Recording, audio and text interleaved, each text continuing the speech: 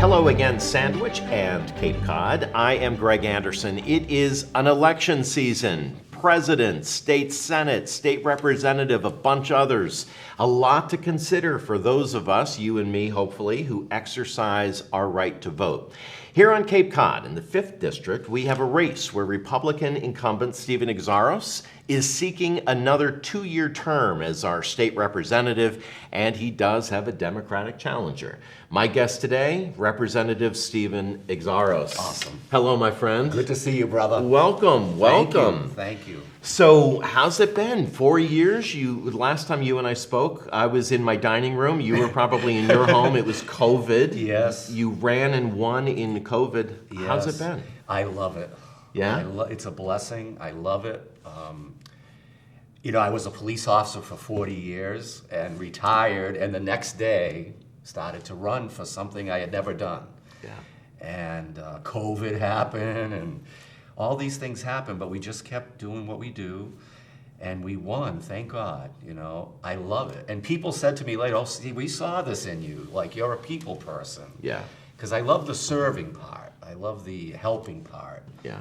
So I've kind of always done that. Yeah. The political part, lawmaking, budget making, that's fascinating. And I get to go to the People's House, I call it, in Boston. Yeah. Right? Which is like a museum, and you have an office, and you meet fellow elected officials from all over the Commonwealth. Yeah. It's fascinating, and I love it. When you ran for office, I was looking back on my notes. You ran on public safety, fiscal responsibility, infrastructure, veterans, and personal rights and responsibilities. Can you give me any of those where you feel like you really moved the needle in the last 4 years? Yes. And it's funny that those topics are still appropriate, really. Yeah. So I would say, one of my proudest moments was Nero's Law, which Yeah. is hard to make a law. I did not realize that, but Okay. 7,000 bills get filed. Yeah. 7,000. And probably... Every year? Every 2 years. So Every 2 when you years. start in January, Okay. you have a 3-week period to file bills. There are 160 reps, and there are 40 senators. So that's 200 elected officials governing, serving Yeah. 8 million people. So you file bills, and they can be anything. Yeah. And they all have hearings, and you have about a year and a half to get through them and then see what happens, Yeah. where they go. Most of them go to study. Okay. Which means they're not going to happen until maybe the next 2 years. They have to be refiled. But if you remember, the reason why I ran was the murder of my officer, Sean Gannon, Yeah. which is the 6-year anniversary. It was April 12th. Yeah. So it's been 6 years. But I was the deputy chief. I sent Sean and a team of officers on a mission, and Nero, the dog. And a few hours later, I heard them screaming for help on the radio, and Sean had been murdered, and Nero had been shot, our dog. And when we tried to save Sean, but we couldn't. And Nero, we found in the house, bleeding to death. And I'll never forget it. He was trying to stay alive by swallowing his blood. He had been shot in the throat and the head. So we had lost Sean. Nero was dying, and nobody would help Nero. Like all the EMTs, all the paramedics, all the ambulances, they were not allowed to. It was against the law. Oh, wow. Yes. So that was just an overwhelming day. What we did was we just took Nero, put him in a police car in the back seat. A doctor jumped in the back. An officer who raised Nero as a puppy held on to him. They kept him alive. They got him to the clinic in Bourne, underneath the Bourne Bridge, Yeah. and they saved him. Yeah. And Nero is alive, still today. Still today? Still today. He's 8 years old. He has the bullet in him still. He lives with Dara, which is Sean's widow. Oh, wow. And So how did it become law? yeah, What so did you that do? motivated me. I said, we have to do something different. This person had 125 prior crimes on his record. He was selling fentanyl, which is killing people. Yeah. He had guns illegally. He shot and killed an officer. He shot a dog. That's what motivated me to leave the job I loved, run for office. That was the initial mission. So someone had written a Nero bill. That was Rep. Crocker, who was the rep in another part of the Cape, a good man. He represented Yarmouth, and we helped him write that, but it failed. And that's when I said, I have to do it. And Yeah. so we ran, we won, thank God. I Yeah. appreciate anyone that voted for me or not, Yeah. because it's a wonderful process. Yeah. And then you try to make one of those 7,000 bills a law, which is very hard. Yeah. But I just used my heart and built, the base. You have to reach across the aisle.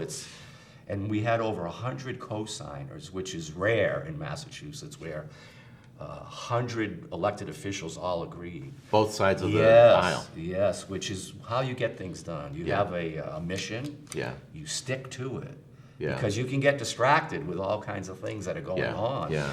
And we made Nero's law, and the Governor Baker, who I think is a great man, he signed it on April 12th, 2022.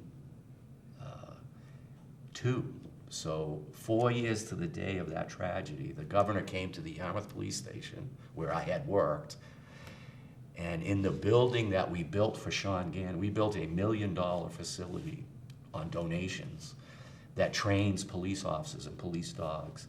So in the building that we built on the 4-year day of that horrible tragedy, in front of Sean's wife, mother, father, and Nero, Governor Baker signed the law. Wow. And Wow. I'll never forget that day Yeah. and the mission. But it's an example of how you can take a horrible thing and turn it into something good. And the law now allows what? Yeah, Just briefly, what does it yeah, do? it's bigger than we think. So Okay. every EMT and paramedic in the Commonwealth, 20,000 had to get trained in canine first aid. Wow. Which we had to write the protocol. We had to bring veterinarians in. We went all over the Commonwealth. I did. I went to Gillette Stadium, everywhere. Yeah. Cities and towns, and we trained 20,000 first responders in how to give first aid and put it in an ambulance. So the law allows EMTs and paramedics to treat it, put it in an ambulance, and bring Yeah. it to the closest vet. Wow. And Wow. we've used it 4 times. And then I went to Rhode Island, Connecticut, and New Hampshire and testified Yeah. in their state house, and we passed it there too. Congratulations. Thank you. That's a great Thank achievement. you. So that's an example of one thing, but Yeah. there's others. I mean, fiscal responsibility. We have to be wise with the money that we take in. There's so many needs, so many issues. I'm on the Ways and Means Committee, Right. which is one of the most powerful committees. Yeah. And you hear all the needs. I go all over the Commonwealth. The committee travels, and we go to UMass and Amherst and Bristol Aggie and Yeah. Dayton, I think it was, and Gloucester, and Yeah. people come and testify in front of you. Yeah. And we probably have $100 billion worth of requests. Yeah.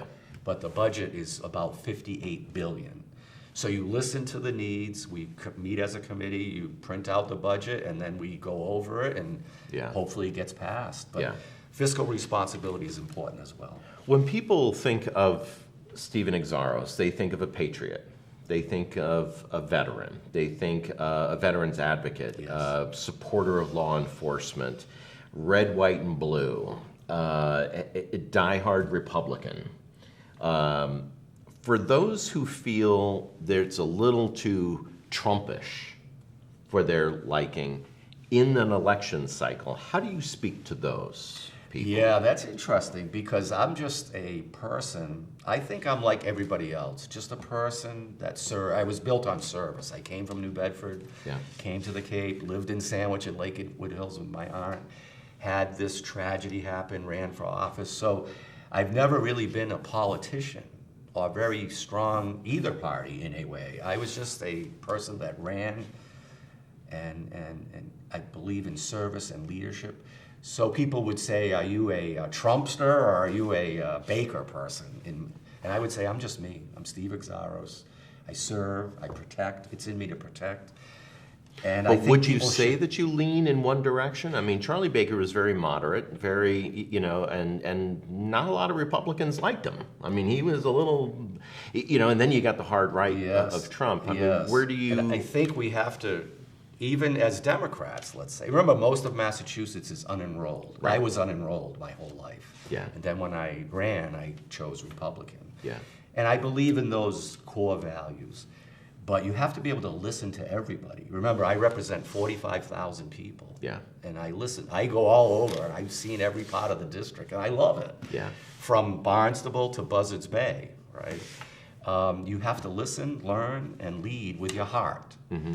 So for me, I'm a Steve Xiarhos Republican. I actually met both of them, and it's pretty interesting to be in this position. So what's your take on Trump? When I met him, I was invited to the White House because of Nicholas. You know, part Yeah, of my story your is I son. lost my son, Yeah. 21-year-old Cape Codder killed in combat. Yeah. And I met Barack Obama, President Obama. He came to, not many people know, but he flew to Joint Base Cape Cod, and I got to meet him. It was so powerful to meet the president. I had Yeah. just lost Nicholas a month before. Nick had actually met President Obama. Oh, wow. Yeah, because Nick was almost killed in Iraq, and 2 Marines died saving Nick's life and 50 others. It's called the Fortunate 50. So the President Obama flew to the base and met with the Fortunate 50, and he shook everybody's hand that lived. Nick was one of them. And then President Obama decided to send 12,000 Marines to Afghanistan. That's called the Summer of Decision, 2009, and Nick volunteered to go. And then Nick was killed, and he came home to me in a flag-draped coffin. And a month later, President Obama came, and my wife. To see you. Yes, good. And I didn't know that, right? I got a call saying, "Sir, this is the Secret Service. The POTUS would like to meet you." I didn't know what the POTUS meant at the time, and he explained it. And I said yes, and he said, "You can come to the base with your wife and children and friends, but only you and your family will meet the president." So we go to the base. There's security. There's Air Force One, like sitting on the top. It was Wow. almost like a movie, but we Surreal, were I bet. surreal and we were heartbroken. It was very fresh. Yeah, of course. And while we had to be searched, guarded, and then I'm saying to the Secret Service, like what's happening? You know, is the president going to meet with? I thought he was going to meet with like 50 people and Yeah. shake hands. He said, "No, sir. Like he's here to meet you." And all of a sudden, like a door, we were in the fire station at the Joint Base Cape Cod, and the door opened. There, President Obama, Mrs. Obama, and a photographer. Yeah. And he hugged me. He hugged my wife. I got to hug Michelle. And then there was a moment where he was very cordial, like talking to me and my wife and my kids, who had just lost their big brother. Yeah. My son was 19 and my twins were 15 at the time. But then there was a moment, I'll never forget, when he said, "Michelle's gonna take your kids." So, the First Lady took my kids around the corner. Yeah. And he said, "I want to talk to you." And he said, "Steve, I'm so sorry about Nick. And I'm about to decide what to do with Afghanistan. What do you want me to do?" Greg. Wow. Yeah. What did you say? I said, "Finish the job, Mr. President. I said something like, "Finish the job, don't give up, And that's when he said, "When I make my decision, I'll think of Nicholas." Oh, Lord. So my wife and I, at the time, just... Wow. And then him and his wife, they took a picture, like a formal picture.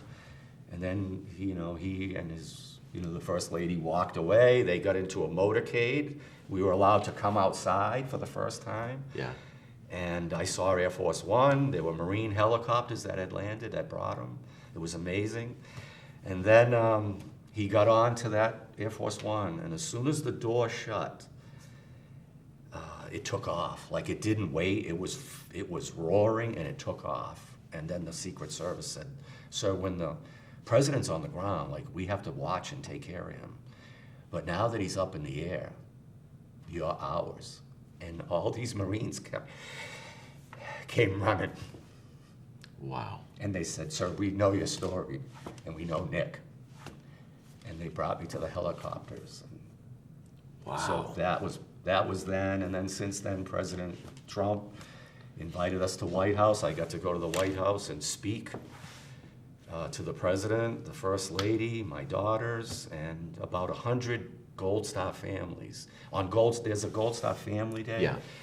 Where people come from all wars. I met guys my age that were kids and their dad had been killed in Vietnam, but never honored. So I took the podium and spoke, and so I've met them both. They're powerful people, but they're just people. They're just people. Yeah. Like us, But it's an Yeah. important job. Like this Yeah. job that I have is important. Right. So let's talk about the issues. Yes. And you're killing me on trying to shift gears here. I knew this about you. I was going to get deep into emotion, and I'm a pretty sensitive guy, and I think that's where you and I click. Yes. But let's talk about the issues. Yes. And I want to be mindful of time, so let's rattle through these if we can. Yes. Let's talk about housing.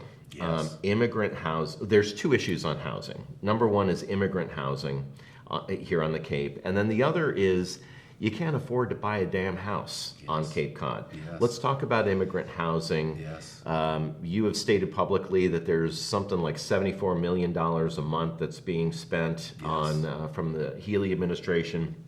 Give me the nutshell. What's your take on immigrant housing? Yeah. What do we do?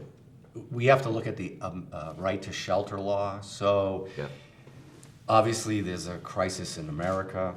We should secure the border. That's up to the president. We should fix the immigration process. That's up to Congress. They need to get their act together. But in the meantime, what do we do in Massachusetts? And it all kind of started in last summer when we started to see thousands. Yeah. There's about 30,000 here, we think. It's because the Massachusetts has the right to shelter law, which was passed in 1983 by Governor Dukakis. But that's like homelessness. It's interesting, Greg. I read it's 18 pages of legal stuff, like laws. But it doesn't represent immigration, does it? I don't think so. Okay. It says Massachusetts residents, and this is the qualifications. Got it. There's a long list, but it does say Massachusetts residents. So I would say we should look at that law, and if it has to be Massachusetts residents, then that's the way it should be. Yeah. Because right now, yes, it's $75 million a month, which is we've spent $1 billion, not a million, $1 billion. How do I know? I'm on the committee. Yeah. And then the governor keeps asking for more. So we always say, well, what's the plan? What's the end game? Yeah. So I think, number one, look at the right to shelter law, follow it, or amend it. So I have a bill that's asking for a hearing on that. Okay. So I hope it gets heard and we decide. But housing is huge because right here in Sandwich, to the opposite, I had a woman reach out to me, Lisa. She pays the state $17 a day. She's homeless. She works full time, and she pays the state $17 a day to live in a tent in Shawnee Crow Forest. So we're spending $75 million a month on people from all over the world, and then I have a Sandwich, born and raised woman living in the woods for $17 a day that she pays. So we have to fix that. Yeah. But housing is difficult. There's only 14% left of the Cape to build on. 14%, that's it. Wow. Yeah, so we need to look at existing buildings, like former schools, like the Wing School in Sandwich. That's an example that's going to be turned into housing. Yeah. And we also, I think, have to balance the environment. Okay. Because we don't have sewer systems typically. Right, Some the towns do. infrastructure. Yeah, you need the infrastructure to handle more people. But we also have to make sure that we keep the quality of the Cape. Yeah. We're surrounded by water, and we have the Cape Cod Canal, which is a big issue in Sandwich. I'm 55 years old. I'm 65. All right. Well, good for you. That's old. Okay, I'll go there. But when you're looking at people who are 30 and 40 and they want to live in Sandwich, they want that better life, they don't want to You can't afford it. You can't.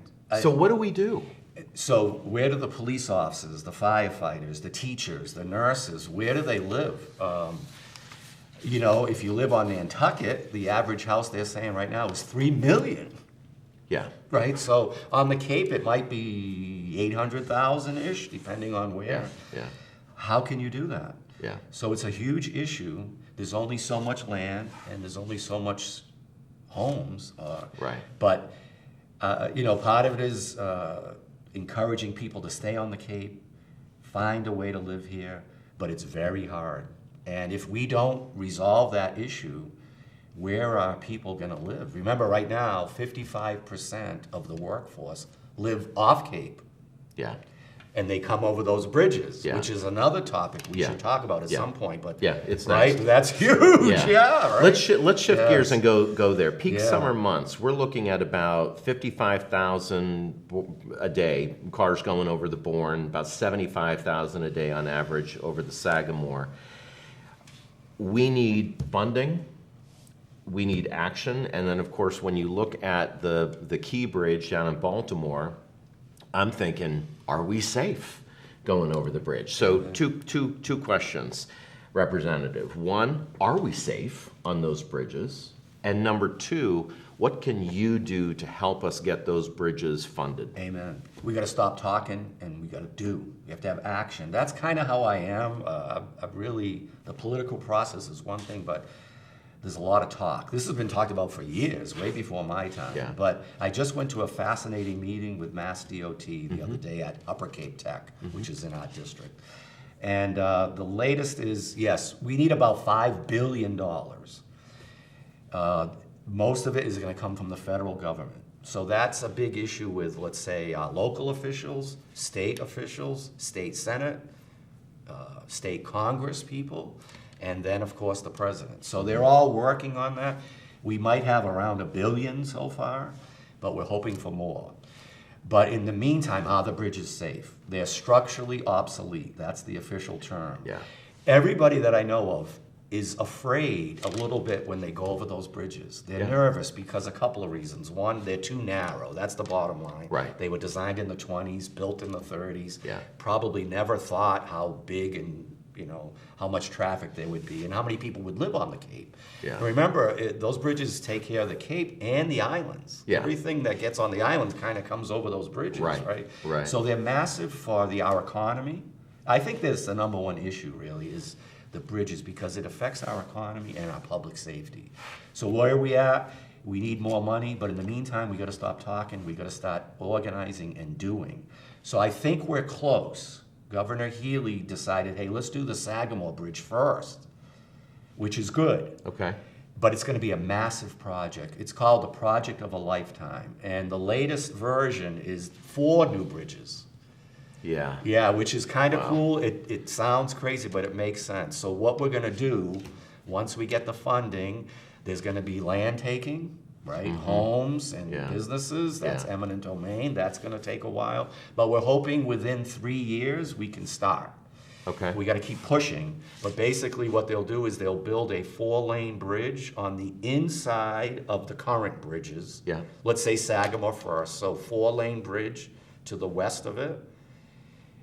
Put the traffic onto it, 2 lanes going on and off on the new bridge, take down the old one, and then build an exact version right next to the new one. Okay. So eventually you'll have 2 bridges side by side, 8 lanes, perfectly well-made, a bicycle walk path that you don't have to be afraid to walk over. Yeah. It would really be beautiful. It'll be our little Brooklyn Bridge. Maybe like the modern version. And good point of, with modern day steel, modern day technology. And then also you have to change the 4 interchanges. Right. Because people will say, well, if you come over those beautiful bridges and go back on, yeah. You're gonna go No, to it's Lodge all End. going to be redesigned. So if we have a change in a president, Maura Healey may not be governor, in this cycle of time. Yes. If the players are changing, and you're up for election, Yes. if you don't win, how at risk are we of this staying stalled, staying in this Yes. talk phase, not action? Yes, and that's a great question. It shouldn't take politicians to get bridges built. It really shouldn't, but it does because of the funding. Yeah. So we've got to get it done now. Like, we've got to get it done now. So if there is a change, we can't keep waiting. Because remember, the longer we wait, the prices go up. Yeah. And we keep spending millions to keep them safe. You mentioned that earlier. Yeah. One thing about our bridges, those abutments that hold them up are in the canal. Yeah. To your point on Yeah. what happened in Baltimore. Yeah. The new bridges, I've seen the design, the abutments are not in the canal. They're Oh, on interesting. land. Yeah, it's pretty interesting. Okay. They'll be beautiful, but we need to get it done. Wow, so much I want to talk to you about that. But let's move on. Yes, Joint sir. base, Yes, sir. gun range. Yes, sir. Opponents say that this is an environmental issue. It could be, yeah. It could so be. we're still waiting for the final results of the studies, but Okay. the base is a military base. There is a gun. I've been out there. I do something called boots on the ground. So I want to see stuff. So I stand on the bridge and talk to the workers. I went to the base. Yeah. I saw there is a range there that they use, but they want to expand on it. Yeah. So can they do that? They need money from the federal government, and Yeah. they need permission. Yeah. So we're still waiting for all the studies. We have to make sure that the environment is protected. Yeah. We cannot pollute the groundwater. Right, right. So it's still going through that process, and I'm in the middle of that because it's my district. Just like those bridges. Yeah. Ironically, the Sagamore, Bourne, and the train bridge are all in my district. Right, So right. I've got to fight hard. So are you supporting the gun range? I support the idea of it to Okay. train our troops, but I have to make sure that it's environmentally safe. Got it. Gun laws. You want to rewrite the Commonwealth's gun laws. You want to make them, is that? No, I don't. Yeah. Okay. Then tell me your take on gun laws. That's a great question. Yeah, Massachusetts has the best gun laws in the country. Before my time, all the laws were made. I was a police officer. We enforced them. I helped give out permits. So a lot of people don't know that. It's important to talk about. People say we should have background checks. We do. Massachusetts does. Not all states do. Mm-hmm. We should require like locks on guns. We already do that. We should be able to take someone's license if they break the law or if they're mentally unstable. We can do that. So Massachusetts has done a lot. What we fail at really is enforcing the laws that we have. The example is Sean Gannon, going back to that. My officer was shot to death by an evil criminal who had 125 prior charges on his record. Mm-hmm. And he got 2 guns illegally, and he killed a police officer and shot a dog. So what I would like to see is keep the laws that we have, perhaps make 1 or 2 more that make sense, but really focus on the court system and prevent crime like we're trying to do, and we do good at that. But when someone breaks the law repeatedly and is violent, they need to be imprisoned. So is this a judicial thing? Is it a legal thing? Yeah, the firearms bill that's going Yeah. out now, like Yeah. there's a lot of talk about that. Yeah. That and immigration are 2 big issues I get a lot of Right. questions about. It goes too far, in my opinion. So it's a massive firearms bill.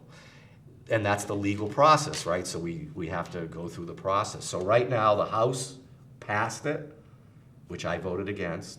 The Senate passed another version. They're different, so they're in conference committee, which is 6 elected officials. Mm-hmm. They'll try to hammer out something and then get it back to the House to vote, and then back to the Senate to vote, and then get it to the governor. You got to get all that done before July 31st. So there's a lot going on right now. So Yeah. it depends on what it actually says when it's finally done. Yeah. But my focus is let's keep educating and be proud of the laws that we have. Add a couple if we should, but not redo the whole thing. Because remember, a lot of people enjoy having firearms. And they have licenses, and they should. It's the Second Amendment. But also, we have to be careful, and we can't have another tragedy. And part of the new bills, I think that's important for people to know, are creating zones where you will not be able to carry a gun. And that's my biggest issue. Oh, interesting. Yeah, there are people that think they call them gun-free zones. So you would not be able to carry your licensed gun that you have a license for, Second Amendment, all that stuff. But you could not do that, let's say, at a library or at a playground or at some other public place. Right. And that's what I think is dangerous, because people with bad intent don't follow the law, and they could go in these areas and there'd be no way to defend yourself. Yeah. So that's another issue that has to be decided at some point. Drugs. Yes. Cape Cod. Yes. When you look at guns, drugs, and mental illness, It's all connected. they're all connected. Let's talk a little bit about the opioid, issues. Makes me Cape sick. Cod.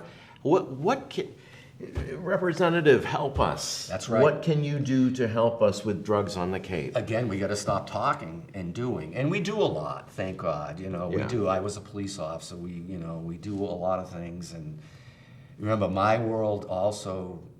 Politics is one thing, but it's really service and passion, and so I've lost a son. I've lost a police officer, but I've also lost so many friends who are dead because of opioid and basically poisoning. They're being poisoned by fentanyl. Yeah. Yes. Right? So enforcing the law is important. Punishing those that sell and deal drugs is important. We don't do a good job at that. We don't do a good job at punishing them, and they know it. The criminals know it. We got to get tighter on that.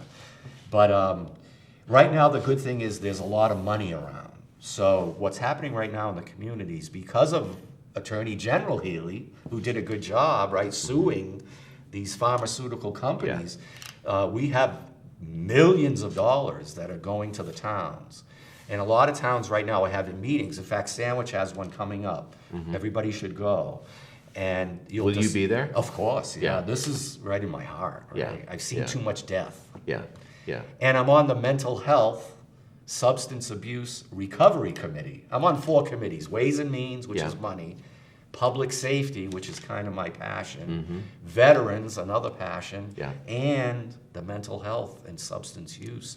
I'm on those committees, so you don't go on those committees unless you want to be there. Yeah. So yeah, meetings are coming up. They're asking the residents for ideas, but we've got to spend this money wisely, because we can't keep talking. We are doing a lot of good things, a lot of nonprofits, but I would like to see eventually, and soon as possible, a couple of things. One, we should have a place on Cape Cod where if you have overdosed, or you're suffering from mental illness, or both, that you can go to. Currently, most people go to the hospital. Yeah. And they get boarded it's called boarding, Yeah. where they're waiting in the ER for days or weeks Yeah. for a bed. And sick. And they're Yes, sick. and the hospitals aren't built for that, right? Right, They're right. accidents, heart attacks. Yeah. So they're struggling. I speak with CEO Mike Loff a lot, who lives in Sandwich, is a great guy. He deals with it all the time. So we need a facility where we can immediately get people to that's designed for that, Okay. to save lives. Yeah. You have a lot that you have been working on. At the end of the day, you're running for office. Yes. You have a challenger. Yes.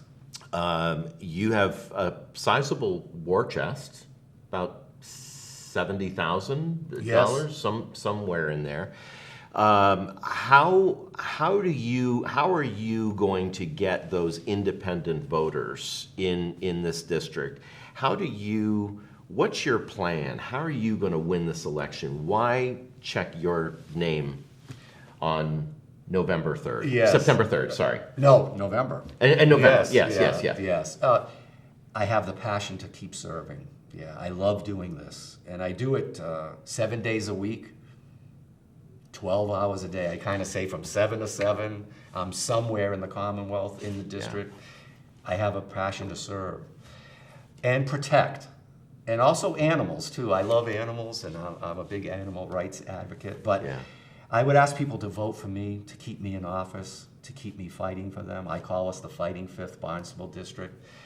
And I am not really big on the political stuff. It's really just service. So to the independent voters, like I was for many years, just believe in me, believe in Steve. You did it before. I think you know me better than ever now, perhaps. Yeah. And if you don't, please reach out. I do coffee with your rep once a month in a different local coffee shop, small business. Yeah. And give me a call, send an email, get to know me. good. If you voted for me, I appreciate it, but if you didn't, give me a chance because I love doing this. And I think you need someone that has the passion to make a difference, and not everybody does. Sir, I have not thanked you publicly in this discussion for all that you do for veterans. We didn't really talk about it, but I'm going to assume most people know your support. So I just want to say publicly thank you for what you do. Thank you for also participating in a contested election. I love contested elections. Yes, it's democracy. It's Yes. democracy. All right, everybody. So you got November 5th, general election. You got a lot to choose from. There's a lot of time between now and then, but let's see if we can get some people out there and vote. Hopefully this discussion has been helpful, at least on one of the candidates in Yes. this race. So thank you so much, and we'll see you soon.